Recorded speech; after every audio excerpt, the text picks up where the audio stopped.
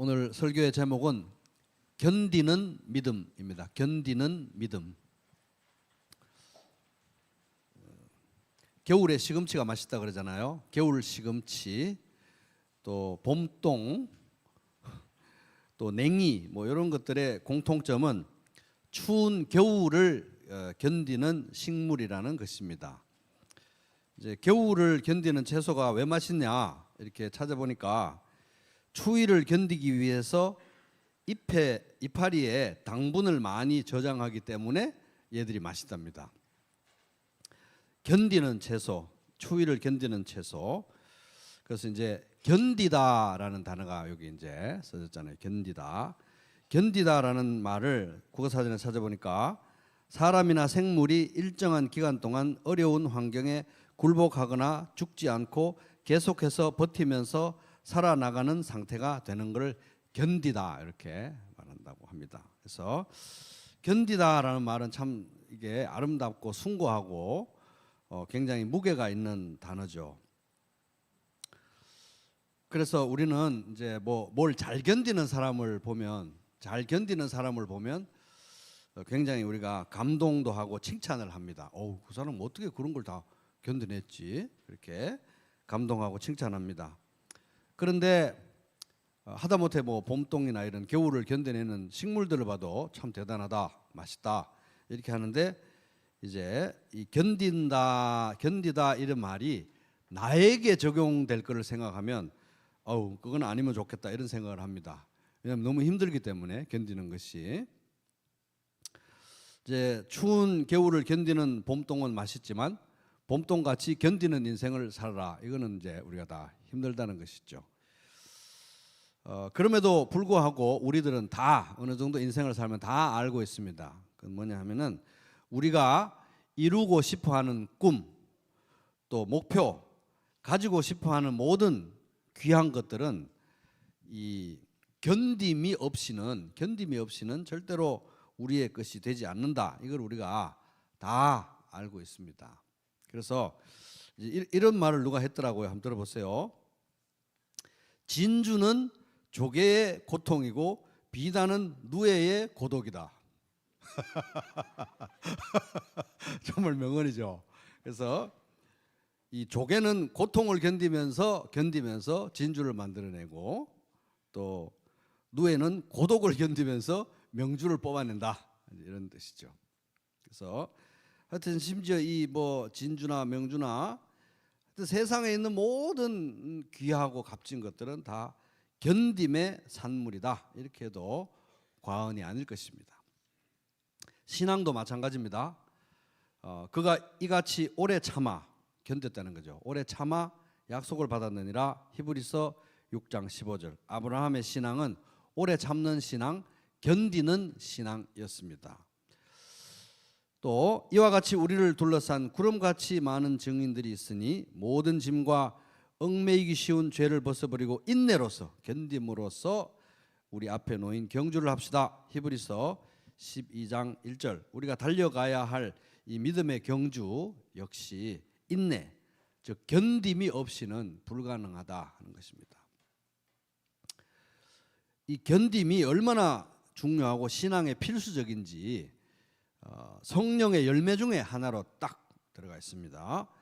그러나 성령의 열매는 사랑과 기쁨과 화평과 오래 참음과 견딤이죠. 오래 참음과 친절과 선함과 신실함과 온유와 절제입니다. 이런 것들을 금지할 율법은 없습니다. 갈라디아서 5장 22절 23절. 그래서 견딤이 없는 신앙은 온전한 신앙이 아니라고 할 수가 있습니다. 여러분이 알다시피 여러분의 믿음의 연단은 인내를 이룹니다. 견딘다는 거죠. 인내를 이룹니다.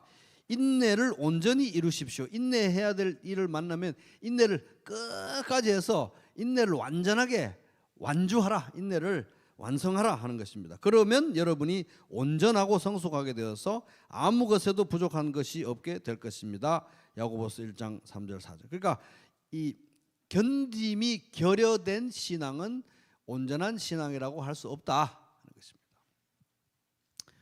이제 그럼에도 불구하고 이제 이 견딤이 이렇게 참 고귀하고 아름답고 우리 인생과 신앙에 중요하고 필수적이지만 그래도 견디는 거는 힘든 거는 사실이죠. 견디는 건 힘든 건 사실이다. 시금치나 봄동이나 냉이같이 추운 겨울을 견디는 건 다 힘든다는 거예요. 힘든다는 것입니다. 그럼에도 불구하고 또 우리 인생에는 매일매일 견뎌야 될 게 많죠. 여러분 그렇지 않습니까? 매일매일 견뎌야 될 게 너무 많습니다. 건강 문제도 견뎌야죠. 육체적 건강. 이 내면의 문제도 견뎌야 될 게 많습니다. 엎치락뒤치락 올라갔다 내려갔다가 내면의 문제, 마음의 문제 견뎌야죠.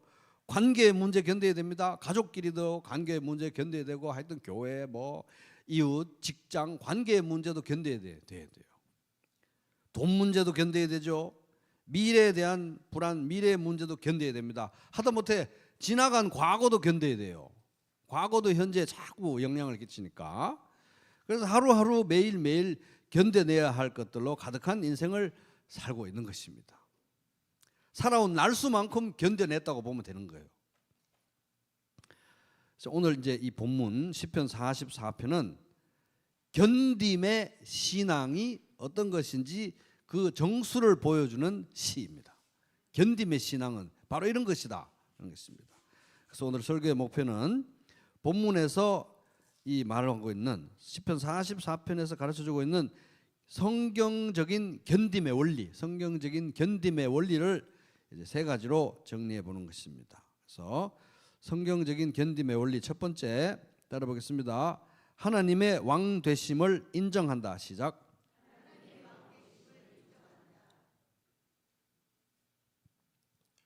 시편 44편은 바벨론 포로 기간에 지어졌습니다. 이스라엘이 남아있는 유대인들이 전부 다 1500km나 떨어진 바벨론으로 전부 다 포로가 되어서 끌려가서 살고 있던 그 시대에 이 시가 써졌습니다. 바벨론의 그 이방 나라에 낯설고 물선 그 이방 나라에 가서 그 사회에서 포로로 끌려왔으니까 사실 노예잖아요. 사회 가장 밑바닥에서 온갖 무시와 천대를 받으면서 이제 살고 있었고, 희망이라고 해봐야 이 사람들이 희망이 뭐였냐? 고향으로 돌아가는 게 희망이었어요. 고향으로 돌아가는. 그 말고는 희망이 없는데, 고향으로 돌아가는 그것도 언제 돌아가게 될지 몰라요. 물론 70년 포로 기간이 지나면 돌아가게 해줄 것이다 그런 약속은 있었어요. 근데 이 시대가 날이 갈수록 더 암울해지니까 이게 과연 그게 성취되겠나? 이래서 미래가 안 보이는 그런 삶을 살고 있었습니다. 그래서 이 시인은, 이 시를 지은 44편 시를 지은 시인은 고통 중에서 뭘 하느냐 하면은 자신이 이 부모 세대에게서 물려받은 신앙의 뿌리를 되짚어 보는 거예요. 뿌리로 한번 돌아가 보는 거예요. 역사를 반추하는 것입니다. 자기 조상들이 살아온 역사를 반추하면서 되짚어 보면서 도대체 어디에서 뭐가 잘못됐는가, 이렇게 이 물려받은 상속받은 신앙의 뿌리를 되짚어 봅니다. 44편 1절. 하나님이여, 주께서 우리 조상의 날, 우리 조상들의 날, 우리 조상들이 살아있을 때 그 시절에 조상들의 날, 곧 옛날에 행하신 일을 그들이 우리에게 일러주매. 조상들이, 아버지가, 할아버지가 그 자식에게 이렇게 얘기해 줬다는 거예요. 그러니까 그 당시에 책이 많지 않았기 때문에, 인쇄술이 발달하지 않았으니까 뭐 집에 책 한 권 있으면 대단한 집이에요. 그러니까 대부분 회당에 가서 성경 읽고 그걸 들은 거를 아버지가 자식들에게 입으로 말을 해줘야 이게 전수가 되는 건데, 그렇게 들은 이야기라는 거예요. 이 조상들의 이야기. 성경에 우리는 다 기록된 이 이야기들이지만은 그 이야기를 우리들에게 일러주면 우리가 우리 귀로 아버지에게, 할아버지에게 들었습니다. 2절. 주께서 주의 손으로 뭇 백성을 내쫓으시고, 여기 약속의 땅 가나안 땅에 살고 있던 그 이방 민족들을 다 내쫓으시고 우리 조상들을 이 땅에 뿌리박게 하시며, 이집트에서 구출해 가지고 광야를 지나서 40년 지나서 약속의 땅에 이 정착을 시켰다는 거예요. 상속을 받게 했다는 것입니다. 주께서 다른 민족들은 고달프게 하시고 거기 살던 사람들은 다 쫓아내시고 우리 조상들은 번성하게 하셨나이다. 누가 그렇게 했다고요? 누가? 주께서 그렇게 했다는 것입니다. 이집트에서 노예 생활하던 이 사람들이 구출받고 약속의 땅에 들어간 것은 주께서 그렇게 했기 때문에, 주께서 그렇게 했다는 거예요. 사람이 한 일이 아니라는 것입니다. 3절, 조상들이 자기 칼로 땅을 얻어 차지함이 아니요 그들의 팔이 그들을 구원함도 아니라 오직 주의 오른손과 주의 팔과 주의 얼굴의 빛으로 하셨도다. 주께서 그들을 기뻐하신 까닭이니이다. 여기 얼굴이라는 단어가 따라볼게요. 히브리 말로 파네.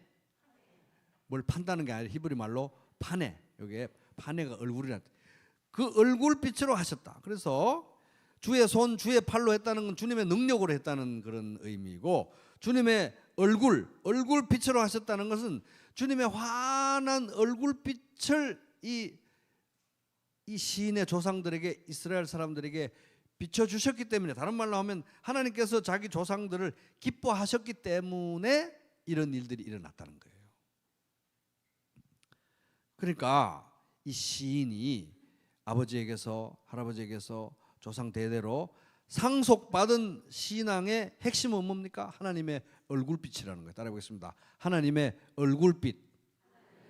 하나님의 얼굴빛인데 어떤 빛이냐면 주께서 그들을 기뻐하신 까닭입니다. 환한 얼굴빛을 상속했다는 거예요. 그래서 여러분, 우리 교회는 주일학교든지 청소년부든지 가정에서 자녀를 교육할 때든지, 우리 교회에서도 부모 세대가 있고 자녀 세대가 있고 형님 세대가 있고 동생 세대가 있고 언니 세대가 있고 동생 세대가 있는데, 앞선 세대는 다음 세대에게 뭘 상속을 해줘야 되느냐? 주님의 환한 얼굴빛을 상속을 해줘야 된다는 것입니다. 주일학교 가서 선생님에게 들은 말 10년 지나면 애들이 그거 다 기억하겠습니까? 청소년부에서 들은 말 기억하겠냐고요? 기억은 못해도 그때 그 주일학교 선생님에게 말씀 듣다 보니까 그 선생님 보면은 내가 지금 기억할 때 그 말씀은 다 기억이 안 나는데 하나님이 환한 얼굴로 바라보고 계신다는 걸 내가 느꼈어. 하나님의 얼굴빛을 부모 세대가 자녀 세대에게, 선생님 세대가 제자 세대에게 상속하는 우리 부평교회 되기를 주님의 이름으로 축복합니다. 이 환한 빛을 이제 전수를 한 거예요. 그게 이 신앙의, 물려받은 신앙의 핵심이었습니다. 그 전수받은 신앙을 이제 현재적으로 고백합니다. 4절, 현재적으로 고백합니다. 이 시인이 하나님이시여, 하나님이여, 주는 나의 왕이시니 야곱에게 구원을 베푸소서. 이게 너무 중요한 말씀이니까 같이 읽어보겠습니다. 시작. 하나님이여, 주는 나의 왕이시니 야곱에게 구원을 베푸소서. 이 물려받은 신앙을 한마디로 이 사람이 현재적으로 딱 고백하면 압축해서 이거예요. 하나님이여, 주는 나의 왕이시니 야곱에게 구원을 베푸소서. 제가 지금 바벨론 땅에서 저 바벨론 왕이 폭정을 일삼는 이 험한 시대에 포로로 살면서 온갖 천대와 멸시를 받고 사회의 이 바닥에서 내가 이렇게 구르고 있지만, 제가 부모님에게 물려받은 신앙, 주일학교에서 배운 신앙, 청소년부에서 배운 신앙, 우리 부평교회에서 배운 신앙에 의하면, 내가 앞선 부모 세대에게서 배운 성경 말씀에 의하면 저 바벨론 왕이 아니고 그 위에 하나님이 왕이라는 거예요. 하나님이 나의 왕이라는 것입니다. 포로된 이 땅에서도 그걸 고백하는 거예요. 나의 하나님이여, 나의 왕이시니, 주는 나의 왕이시니 야곱에게 구원을 베푸소서. 이게 이제 이 사람이 물려받은 신앙의 핵심이에요. 핵심. 이 왕이 막 폭정을 일삼는 못된 왕이 아니고 환한 얼굴빛으로 바라보는 좋은 왕이라는 것입니다. 좋은 왕.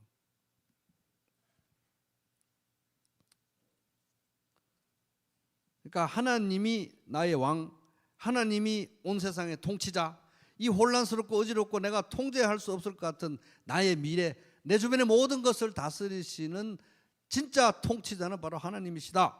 이걸 이제 고백하는 거예요. 이 바벨론 포로된 땅에서. 5절, 우리가 이제 하나님의 왕이시니까 5절, 우리가 주를 의지하여 우리의 대적을 누르고 우리를 치러 일어나는 자를 주의 이름으로 밟으리이다. 이 시인의 결단이고 결심이고 신앙의 고백입니다.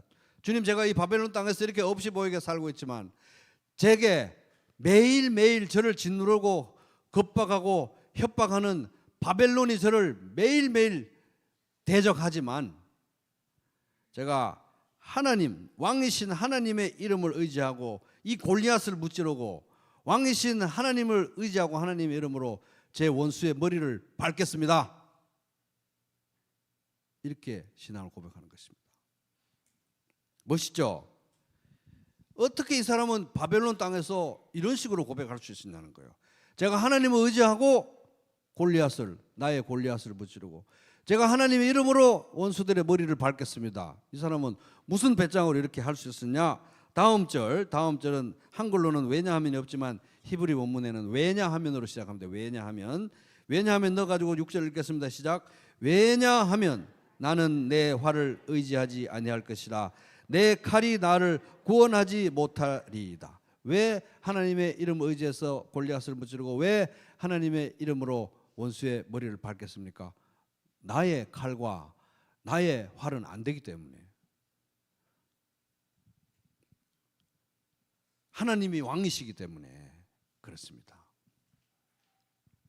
나는 안 되기 때문에. 이게 바울의 신앙이었어요. 바울의 신앙. 나에게 이르시기를 내 은혜가 내게 족하도다. 이는 내 능력이, 하나님의 능력이 약한 데서, 자기가 약하다는 것을 인정하고 자기가 약하다는 그 약함을 하나님 앞에 내려놓고 하나님의 능력을 의지하는 거기에서 약한 데서 온전하여짐이라 하신지라. 그러므로 도리어 크게 기뻐함으로 나의 여러 약한 것들에 대하여 자랑하리니. 그래, 나 약하다 어쩔래 골리앗. 나는 하나님의 이름으로 나아간다. 이런 것입니다.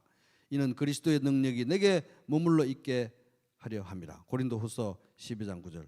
그래서 이게 하나님을 의지한다, 하나님의 이름으로 골리앗을 무찌른다, 하나님의 이름으로 원수의 머리를 밟는다. 이거는 아이고 내 힘으로 해도 되는데, 내 능력으로 해도 되는데, 하도 그 부평교회 사람들이 하나님의 힘으로 살아야 된다고, 하나님의 능력으로 살아야 된다 맨날 그렇게 얘기하니까 그럼 내 하나님의 능력으로 하면 해주지 뭐.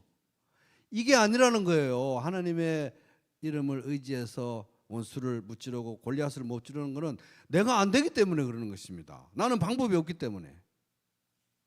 나의 칼과 나의 활과 나의 창은 아무 소용이 없기 때문에 하나님을 의지해서 나가는 것입니다.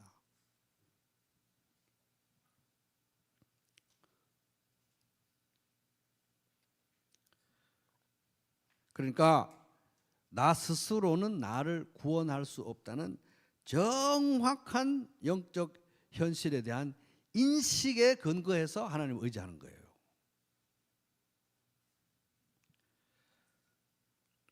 그것은 사실 하나님의 백성들이 대대로 역사 속에서 경험했던 바이기도 합니다. 7절도 왜냐하면으로 시작합니다. 왜냐하면 오직 주께서 우리 원수들에게서 구원하시고 우리를 미워하는 자로 수치를 당하게 하셨나이다. 역사적으로 항상 우리 믿음의 조상들이, 선배들이 그렇게 경험했다는 것입니다. 여러분, 전쟁은 하나님께 속해 있다는 걸 기억하시기 바랍니다. 전쟁은 하나님께 속해 있습니다. 승리도 하나님께 속해 있습니다. 그리고 도움은 오직 하나님께로부터 옵니다. 자, 다시 한번, 전쟁은 하나님께 속해 있습니다. 아니, 따라하는 말씀도 안 되는데 따라 좋습니다. 따라하죠 뭐. 그럼 자, 승리는 오직 하나님께 속해 있습니다. 도움은 오직 하나님께로부터 옵니다. 자, 만약 요게 사실이면, 여러분 사실이라고 믿죠? 만약 요게 사실이면 우리에게도 희망이 있다 없다? 아멘. 있다는 거예요. 왜? 어차피 우리 능력으로 스펙으로 싸우는 게 아니니까. 하나님에게 승리하겠고 하나님에게 전쟁이 속해 있고 도움은 하나님에게로부터 오니까 여러분에게도 희망이 있다는 거 여러분 기억하시기 바랍니다. 그래서 이 사람이 이 바벨론 포로된 땅에서 8절 이런 식으로 고백합니다. 우리가 종일 하나님을 자랑하였나이다. 이게 세번역으로 보면 자랑하나이다. 현재인 자랑하나이다. 우리는 하나님의 이름에 영원히 감사하리이다. 셀라. 세번역으로 읽으면 우리는 언제나 우리 하나님만 자랑합니다. 주님의 이름만 끊임없이 찬양하렵니다. 셀라. 그래서 하나님을 왕으로 인정하고 믿는 사람들만 올려드릴 수 있는 신앙의 고백이고 찬양이고 예배라는 것입니다. 왕이신 하나님의 환한 얼굴빛을 아는 사람들, 본 사람들만 할 수 있는 신앙의 고백이라는 것입니다. 그래서 시편 44편이 보여주는 견딤의 원리 첫 번째는 뭡니까? 하나님의 왕되심을 인정한다. 하나님의 왕되심을 인정한다. 여러분, 하나님의 왕되심을 인정하는 게 얼마나 중요한지 예수님도 우리에게 이거를 매일 이거를 고백하고 인정하고 기도하라고 가르쳐 주셨어요. 하늘에 계신 우리 아버지, 이름이 거룩히 여김을 받으시오며 나라가 임하시오. 누구 나라입니까? 내 나라입니까? 하나님 나라입니까? 하나님 나라니까 누가 왕입니까? 내가 왕인가요? 하나님이 왕인가요? 하나님이 왕이죠. 나라가 임하시오며 뜻이 하늘에서, 왜냐면 왕이시니까 뜻이 하늘에서 이런 같이 하나님의 뜻이 땅에서도 내 인생 속에서도 나의 하루 속에서도 우리 부평교회에서도 이루어지게 되기를 오늘 원합니다. 그러니까 매일 고백하라는 거예요. 하나님이 왕이다. 나는 이 땅에 살고 있지만 나는 사실은 천국 백성이고 내 국적은 하늘나라고 나의 왕은 하나님이고 내 나라는 하나님 나라다. 이걸 인정하고 고백하고 그것을 구하라고 이 주기도문을 가르쳐 주신 것입니다. 너무 중요하니까. 그래서 여러분 또 하루 아침에 시작하면 오늘 하나님의 왕으로 섬겨야지 하다가 또 점심 때 되면 하나님 보좌에 제가 반쯤 다리를 걸치고 있다가 저녁 되면 다 슬그머니 다 올라가 있고 이렇죠. 그러니까 매일매일 새롭게 다시 왕됨을 인정해야 되는 거예요. 하늘에 계신 우리 아버지 이름이 그렇게 하나님 나라가 임하, 제 나라 말고요. 하나님 나라가 임하시오며 하나님이 왕이니까요. 제 뜻 말고 하나님의 뜻이 제 삶 속에서 오늘 하루 속에서 이루어지게 해 주십시오. 제발 주님 기도하시기 바랍니다.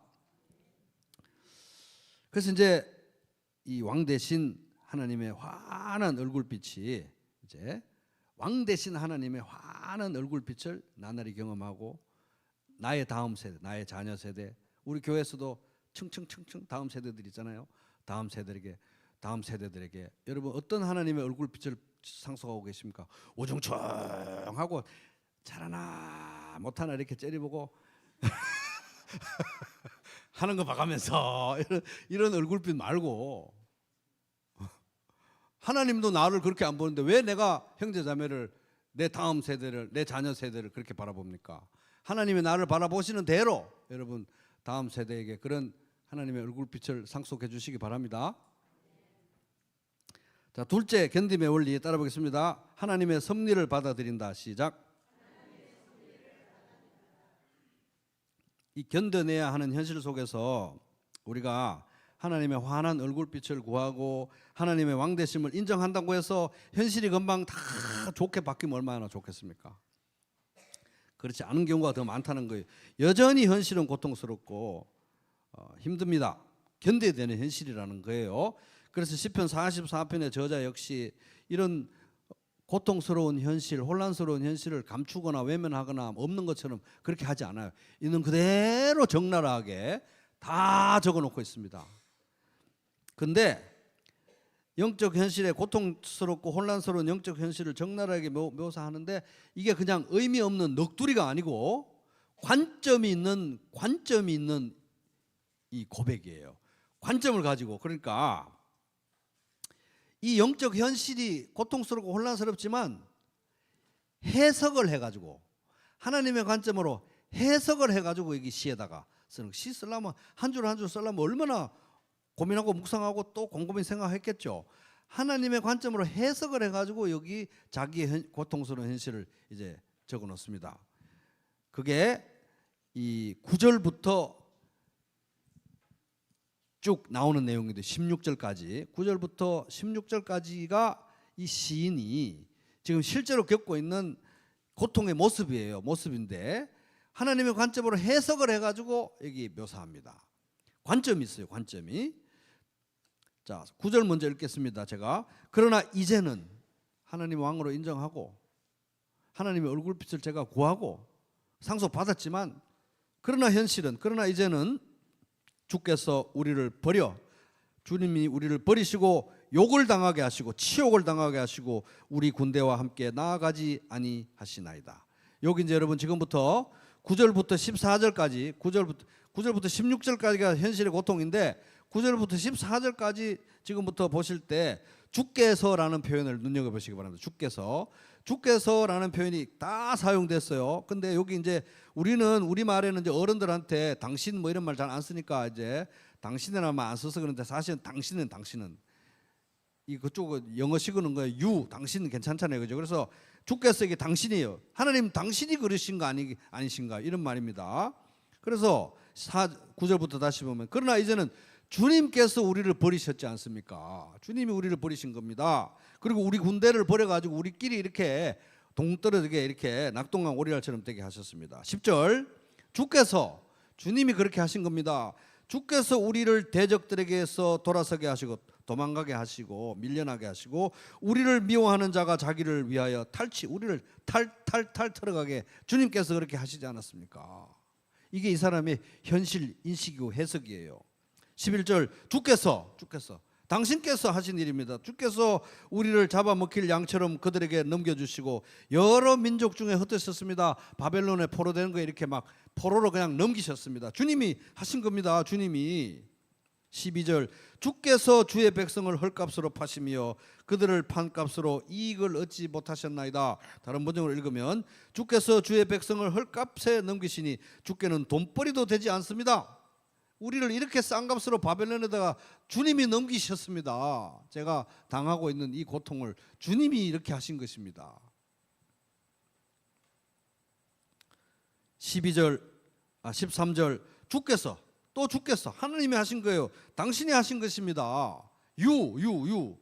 주께서 우리로 하여금 이웃에게 욕을 당하게 하시고 조롱을 당하게 하시고 조롱거리가 되게 하시고 그들이 우리를 둘러싸고 조소하고 빈정거리면서 조롱하나이다. 저 뭐 하나님 믿는다고 하더니 저 유대인들 저거 하나님 믿는다고 하더니 참 꼴을 보니까 참 견적이 안 나온다. 이렇게 조롱을 했다는 것입니다. 14절 당신께서 우리를 뭇백성 중에 이야기거리가 되게 하시며 야, 저 사람들 참 어떻게 저렇게 망해도 저렇게 망할 수가 있지. 하나님 믿는다고 하면서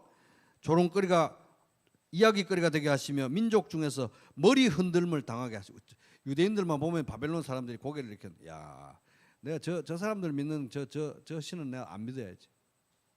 그렇게 되겠다. 15절 나의 능욕 나의 치욕이 종일 내 앞에 있으며 수치가 내 얼굴을 덮었나요. 아까 하나님의 화난 얼굴을 상속했잖아요. 왕이신 하나님의 화난 얼굴을 상속해서 그걸 구하는데 현실은 어떻습니까? 내 얼굴에 수치가 창피한 게 내 얼굴을 덮었다는 거예요. 왜 그렇습니까? 16절 나를 비방하고 나를 욕하는 소리 때문이요 나의 원수와 나의 복수자의 얼굴이 빠졌어요. 원래 원문에 얼굴이 있습니다. 나의 복수자의 얼굴 때문입니다. 왜 내 얼굴이 이렇게 수치로 덮였냐? 나를 미워하고 나를 파멸시키려는 저 원수들이 나를 그런 식으로 보고 있기 얼굴로 그 사람들의 얼굴빛 때문에 내가 수치로 이렇게 덮어졌어요. 이게 현실이라는 겁니다.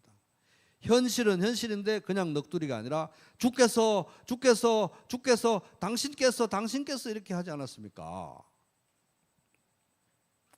얼핏 들으면은 이거 굉장히 하나님 탓하는 것처럼 보이잖아요, 그죠? 그렇지만 사실은 이 시인은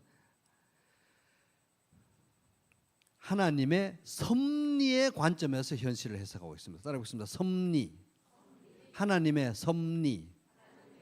그래서 섭리, 그죠? 섭리, 하나님의 섭리. 영어 단어로 providence, 섭리. 하나님의 섭리의 관점에서 현실을 해석하고 있는 거예요. 주님 탓을 하는 게 아니라 섭리가 뭐냐? 섭리.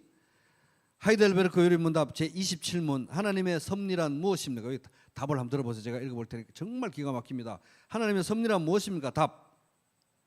섭리란 하나님의 전능하고 언제 어디나 미치는 능력으로 하나님께서 마치 자신의 손으로 하듯이 하늘과 땅의 모든 피조물을 여전히 보존하고 다스리는 것입니다. 모든 피조물을 하늘과 땅 온 우주에 있는 모든 것들을 하나님이 만드셨지만 만드시고 버려둔 게 아니라 지금도 다 손수 일일이 다 다스리고 계신다는 게 모든 피조물들을. 이어집니다. 그리하여 들어보세요. 그리하여 잎새와 풀, 비와 가뭄, 비가 잘 올 때도 그렇고 가물 때도 그렇고, 풍년과 흉년, 먹을 것과 마실 것, 건강과 질병, 아플 때나 건강할 때나, 부와 가난, 참으로 이 모든 것이 우연이 아니라 하나님 안에서는 우연이 없다는 거. 하나님의 섭리 안에서는 우연이 없다는 거. 하나님의 자녀들 안에서는 우연이 없는 거예요. 우연이 아니라 아버지와 같은 그의 손길로 우리에게 임합니다. 좋은 것이나 나쁜 것이나 기쁜 것이나 슬픈 것이나 즐거운 것이나 고통스러운 것이나 모든 것이 하나님의 손을 거치지 않은 것이 없다. 다시 말하면 하나님이 허락하시지 않으면 우리에게 일어날 수 있는 일은 있다 없다? 없다는, 그게 섭리라는 거예요. 섭리. 이해는 안 되죠. 왜 하나님이 나에게 사랑한다고 그러면서 예수님을 나 대신 십자가에 못 박아서 나를 구원하시기까지 하면서 나에게 왜 이런 일을 일어나게 하십니까? 이해는 안 되죠. 그런데 확실히 아는 것은 어떤 일이 나에게 일어나도 우연은 없다. 하나님이 다스리고 계신다. 하나님이 허락하지 않으시면 머리털 하나도 안 빠진다는 것, 머리털 하나도 탈모가 되지 않는다는 것입니다. 그래서 이제 이거를 이제 우르시누스라는 사람이 하이델베르크 여러분들 앞 썼는데, 그 사람이 이렇게 해설합니다. 들어보세요. 섭리란 하나님께서 그의 피조물들에게서 모든 선한 일들을 이루시며 악한 일들이 행해지는 것들을 허용하시고, 이 부분이 아파요. 악한 일들이 행해지는 것을 허용하시고. 왜요? 몰라요. 근데 하나님의 허락이 없이는 안 돼요. 왜는 모릅니다. 선하고 악한 모든 것들의 역사하사 그 자신의 영광과 그의 백성들의 구원을 이루도록 하시는, 합력해서 선을 이룬다는 말이죠. 구원을 이루도록 하시는 영원하고 지극히 자유로우시며 우리의 생각과 우리의 견해로부터 자유로우신 분이 하나님이라는 겁니다. 불변하고 지혜롭고 의롭고 선한 하나님의 계획이 바로 섭리라는 거예요. 여러분 섭리 믿으시죠? 하나님 다스리는 것입니다. 이게 예수님의 관점이기도 합니다. 참새 2마리가 아사리온 동전 1개에 팔리지 않느냐. 그러나 너희 아버지의 뜻이 아니면 그 가운데 한 마리도 땅에 떨어지지 않는다. 여러분 우리가 매일 치킨 먹지만 하나님의 뜻이 아니면 닭 한 마리도 안 된다는 거예요. 또한 너희 머리카락 수까지도 다 세고 계신다. 하나님의 뜻이 아니면 탈모 하나도 안 된다는 것입니다. 그럼 왜 하나님은 탈모를 허락하시는가? 몰라요. 그러나 하나님은 다스리고 계신다. 이게 하나님의 섭리라는 것입니다. 그러므로 두려워하지 말라. 너희는 많은 참새들보다도 더 귀하다. 마태복음 10장 29절에서 31절. 자, 하이델베르크 요리문답 28문 섭리에 대해서 이어집니다.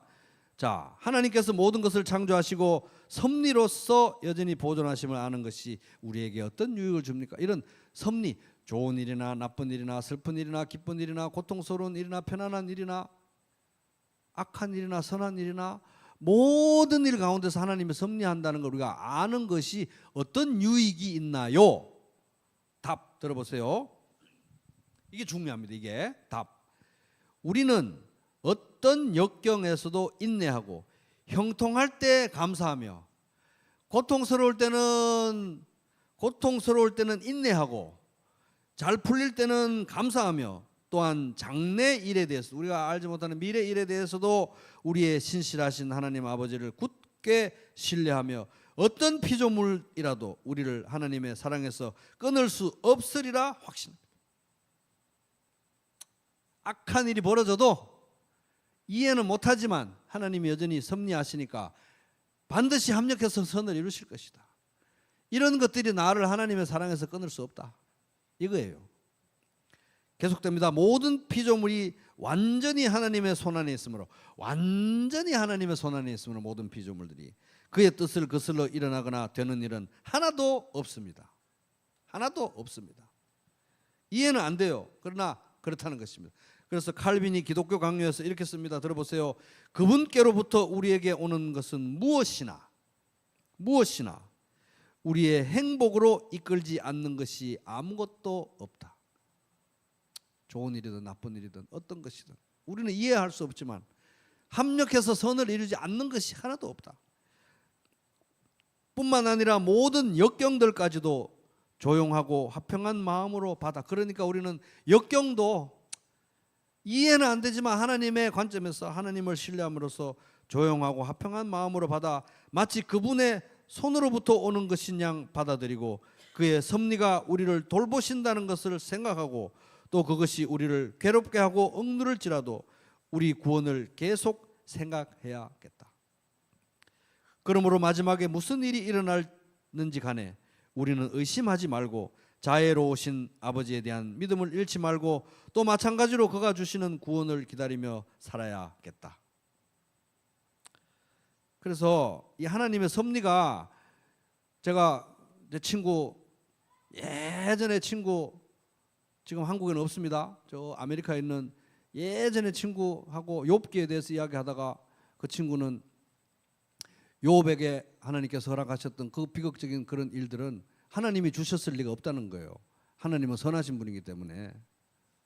아니다, 나는 성경에서 보니까 그거는 하나님의 섭리가 아니면 안 되고 하나님이 일부러 악을 행하지는 않으셨지만 허락하셨기 때문에 그런 일들이 일어난다 해가지고 그 친구는 아니다, 하나님이 그래서 그런 걸 주실 리가 없다 이래가지고 대판 싸웠던 기억이 나는데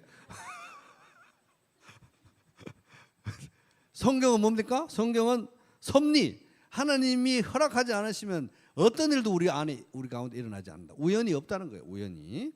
자, 이 섭리를 부정하게 되면 어떻게 되느냐?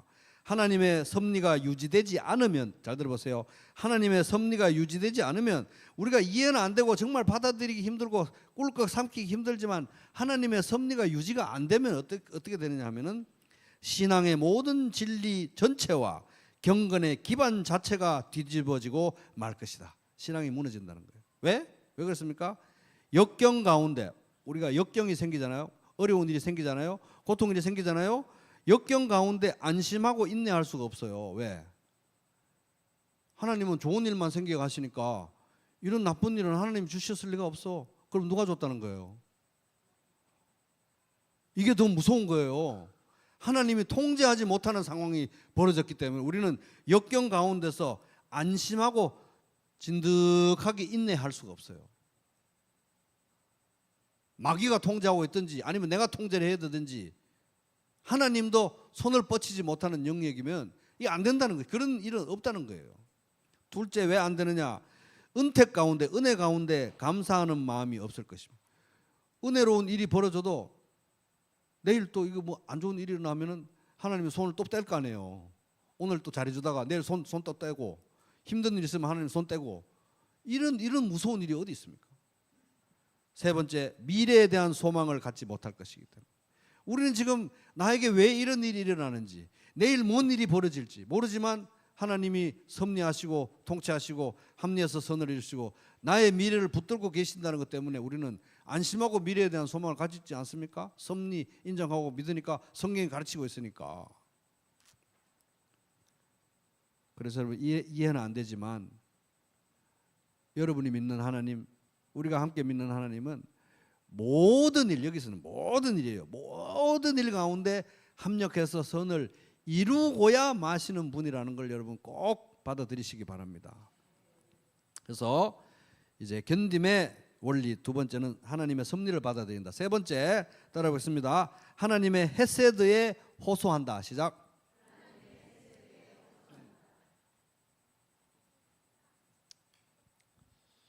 그래서 이제 설교가 이제 거의 다 끝나가긴 하는데 조금 더 가야 돼 가지고 이게 제목이 견디는 믿음인데 이게 여러분 설교가 좀 길더라도 잘 견디시기 바랍니다. 자, 17절 이 모든 일이 우리에게 임하였으나 우리가 주의 주를 잊지 아니하며 주의 언약을 어기지 아니하였나이다. 이렇게 고통스럽고 암울하고 혼돈스럽지만 이 시인은 하나님과의 약속, 하나님이 주신 언약을 배신하지 않았다는 거예요. 왜? 하나님의 섭리, 하나님의 통치를 인정하고 받아들이기 때문에 이런 일 가운데서도 하나님의 약속을 지키실 거 믿기 때문에 나도 하나님과의 언약을 깨지 않았다, 버리지 않았다. 여러분 구약 시대에는 어떤 사람과 사람 사이에 약속을 맺거나 언약을 맺을 때 약속을 체결할 때 피로, 짐승의 피로 했습니다. 짐승을 잡아가지고 피를 뿌려가지고 그 피를 증표로 삼았어요. 예수님이 우리 대신에 십자가에서 못 박혀 죽으셨죠. 피를 흘리셨잖아요. 십자가에서. 그것은 우리 죄를 씻기 위한 피이기도 하지만 동시에 언약을 체결하는 피이기도 했는데 새 언약이 거기서 체결된 거예요. 하나님과 우리 사이에 새 언약이 체결이 된 것입니다. 그 체결된 언약의 내용은 우리가 영원히 하나님의 자녀가 되고, 둘째, 우리의 죄가 영원히 용서가 되고, 셋째, 성령님을 통해서 하나님의 말씀을 순종할 수 있도록 하나님의 말씀을 아예 우리 마음에 새긴 거예요. 영원히. 이게 언약의 내용인 것입니다. 영원하고 일방적인 언약이에요. 그러나 이 언약을, 이 새 언약을, 예수님의 십자가의 보혈로 세워진 이 새 언약을 우리가 누리기 위해서는 우리도 언약을 지켜야 된다는 거예요. 언약을 지켜야 구원 받는 건 아닌데 이 언약을 누리기 위해서는 언약을 지켜야 돼요. 예를 들어서 부모님이 땅을 저기 부평 저쪽에 천평을 상속을 시켜줬어요.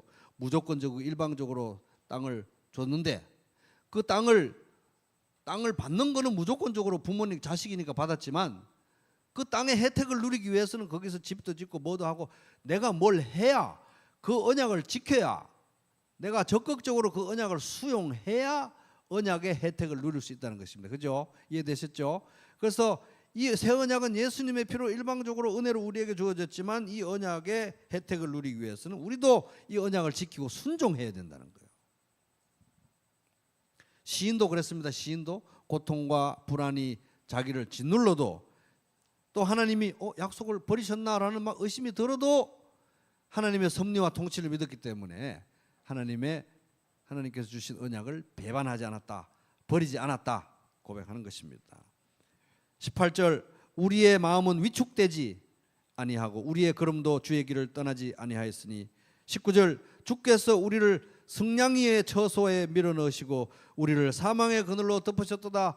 나는 약속을 지키고 있지만 현실은 여전히 막 짐승의 굴에다 던져 넣는 같은 현실을 경험하고 있었다는 거예요. 20절, 우리가 우리 하나님의 이름을 잊어버렸거나 우리 손을 이방신에게 향하여 폈다면, 하나님을 내가 만약 배신했다면 하나님이 이를 알아내지 아니하셨겠습니까? 무릇 주님은 마음의 저 깊숙한 비밀을 아시는 분이 아니십니까?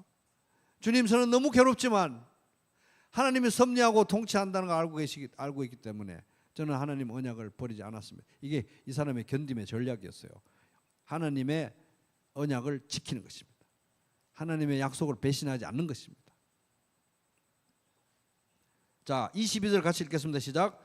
우리가 종일 주를 위하여 죽임을 당하며 도살을 양같이 여김을 받았나이다. 이런 처지였지만 나는 주님이 섭리하시고 통치하신다는 걸 믿기 때문에 저도 주님께서 저에게 주신 약속을 지켰습니다. 배신하지 않았습니다. 이게 이제 신약 로마서에서 인용됩니다. 로마서 8장 36절, 기록되기를 우리가 종일 주를 위해 죽임을 당하며 도살을 양같이 여김을 받았다라고 한 것과 같습니다. 그러나 이런 현실이지만 내가 약속을 버리지 않고 주의 약속을 굳게 붙들 수 있는 이유가 뭐냐는 거예요. 이유. 그러나 이 모든 일에 우리를 사랑하시는 분으로 인해 우리가 넉넉히 이깁니다. 나는 확신합니다. 죽음이나 생명도, 천사들이나 악마들도, 현재일이나 장래일이나 어떤 능력도, 높음이나 깊음이나 다른 어떤 피조물도 그리스도 예수 우리 주 안에 있는 하나님의 사랑에서 우리를 끊을 수 없습니다. 섭리하시기 때문에, 어떤 상황에서도 통치하시기 때문에 그 어떤 일이 닥쳐도 나를 하나님의 사랑에서 끊을 것은 아무것도 없다. 그렇기 때문에 나도 이 주의 약속을 붙들고 끝까지 지켜야 되겠다. 혼란스럽고 고통스러운 현실 속에서도 하나님의 통치와 섭리를 믿고 붙들었기 때문에 백전백승 실수도 안 하고 실패도 안 했다는 얘기 아니라 이 시는 이제 마지막에 이런 식으로 부르짖습니다. 짐승처럼 부르짖습니다. 여기 보세요. 23절, 주님의 통치와 섭리를 믿고 주님의 약속을 지키기 위해서 이렇게 기도하고 부르짖었습니다. 23절, 주여 깨소서, 깨소서, 잠을 깨소서, 주님 잠을 깨소서, 어찌하여 주무시나이까? 일어나시고 우리를 영원히 버리지 마소서. 이렇게 부르짖은 거예요. 하나님, 문제는 우리의 능력이 아니지 않습니까? 하나님, 문제는 제가 얼마나 완벽하게 살았느냐, 그게 아니지 않습니까?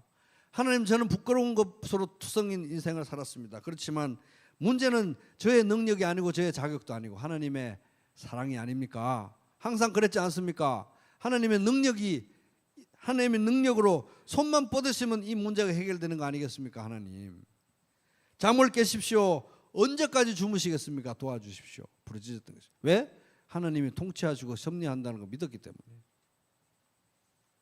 24절, 어찌하여 주의 얼굴을 가리시고 우리의 고난과 압제를 잊으시나이까? 하나님, 저는 하나님의 환한 얼굴빛을 아버지에게서, 부모 세대에게서 상속받았습니다.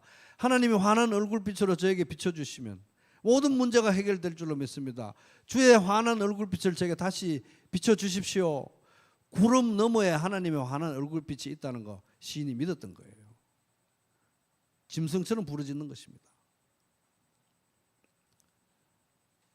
그러니까 역대하 7장 14절, 내 이름으로 일컫는 내 백성이 그들의 악한 길에서 떠나 스스로 낮추고 기도하며 내 얼굴을 찾으면, 이 혼란과 고통과 암흑 속에서 내 얼굴을 찾으면, 먹구름 속에서 내 얼굴을 찾으면 내가 하늘에서 듣고 그들의 죄를 사하고 그들의 땅을 고칠지라. 이렇게 역대하는 이 포로기에, 암흑기에 살아날 길을, 역사를 되짚으면서 쓴 책인데, 여기서도 하나님의 얼굴을 찾으라고 했잖아요. 이 시인도 하나님의 얼굴을 찾는 거예요.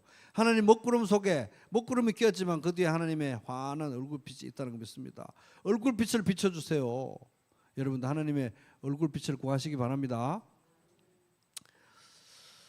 어떤 상황에서도 하나님의 얼굴빛을 구하고 하나님의 환한 얼굴빛만 있으면 된다는 거 여러분 믿으시기 바랍니다.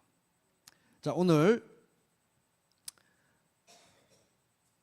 25절, 우리 영혼은 진토 속에 파묻히고 우리 몸은 땅에 붙었나이다. 일어나 우리를 도우소서. 이러면서 지금까지 이렇게 짐승처럼 부르짖으면서 하나님의 얼굴빛을 구하는 그 이유가 뭐냐? 이 사람이 주의 인자하심, 따라볼게요. 헤세드. 헤세드는 약속을 지키는 사랑, 변하지 않는 사랑, 한결같은 사랑, 도리를 다하는 사랑. 하나님의 헤세드로 말미암아 우리를 구원하소서. 저는 자격이 없고 우리 조상들도 자격이 없고 저는 늘 실패하는 인생을 살았고 하나님 앞에 내놓을 염치도 없고 아무것도 없지만 주님의 헤세드, 어차피 주님의 헤세드로, 인자하심으로 저를 선택하시고 사랑하시고 구원하셨으니 주님의 헤세드로 저를 이번에도 살려주십시오.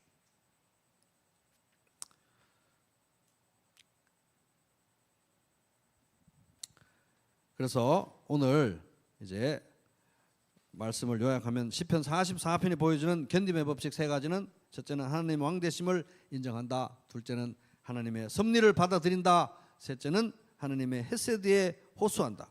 그래서 오늘 말씀을 한마디로 요약합니다. 따라볼게요. 우리의 믿음은 견디는 믿음이다. 한 번 더, 우리의 믿음은 견디는 믿음이다. 이게 우리의 믿음이 그렇게 시시한 게 아닙니다, 여러분. 우리가 예수 믿고 구원 받았잖아요. 천국을 상속 받았잖아요. 그걸로 끝난 게 아니고 이 믿음, 예수 믿고 구원 받는 이 믿음은 우리를 견디게 하는 믿음이에요. 진짜 믿음은 견디는 믿음, 반드시 견디게 하는 믿음이라는 거예요. 그러니까 믿음은 여기 배가 있네, 이거 배네, 배인가 봐, 이게 믿음이 아니고 배니까 내가 배를 타고 건너가는 게 믿음이에요. 그러니까 이 믿음은 견디는 믿음, 이 호수를 건너가게, 바다를 건너가게 하는 믿음이라는 것입니다.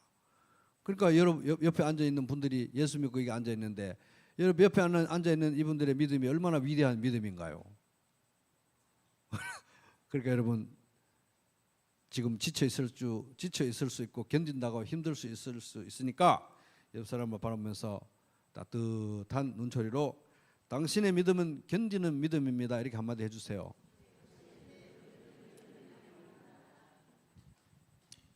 지금까지 잘 못 견뎠더라도 앞으로 계속 견디면 된다 이거예요. 왜? 당신의 믿음은 견디는 믿음이니까. 그래서 여러분 잘 들어보십시오. 베드로전서 1장 7절, 하나님께서는 여러분의 믿음을 단련하셔서, 단련 이거는 이제 금속을 용광로에 녹여가지고 불순물 제거나 하는 이게 단련. 믿음을 단련하셔서 자, 쉼표가 찍혀서 믿음을 단련하시는데 쉼표 찍고 불로 단련하지만 결국은 없어지고 마는 금보다 더 귀한 것이 되게 하신다. 금도 귀한 금속도 녹여가지고 불순물 다 빼고 순금으로 만드는데 그래봤자 이 믿음이 단련돼 가지고 만들어지는 결정체하고는 비교가 된다 안 된다? 비교가 안 된다는 거예요. 그래서 하나님께서는 여러분의 믿음을 단련하셔서 불로 단련해서 뭐 금을 만들어낸다고 하지만 그거하고는 비교가 안 되는 이 값진 믿음을 만들어내게 하시는데 그것은 예수 그리스도께서 나타나실 때 여러분에게 칭찬과 영광과 존귀를 얻게 해 주실 것입니다. 그래서 여러분이 지금 막 견디고 또 견디고 있는데 이 견디는 과정을 통해서 이 순도 높게 만들어져 가는 이 믿음의 결정체 이것이 예수 그리스도가 이제 곧 다시 오실 텐데 예수님 오실 때 칭찬을 받게 하고 하나님께 영광을 돌려드리고 참 고귀한 우리 성도의 간증이 될 것입니다. 그래서 여러분 견디는 믿음으로 이제 곧 다시 오실 예수 그리스도께 칭찬 많이 받고 잘했다 착하고 충성된 종아 칭찬 다 많이 받으시고 하나님께 큰 기쁨과 영광을 돌려드리는 복된 신앙의 여정 되시기를 주님의 이름으로 축복합니다.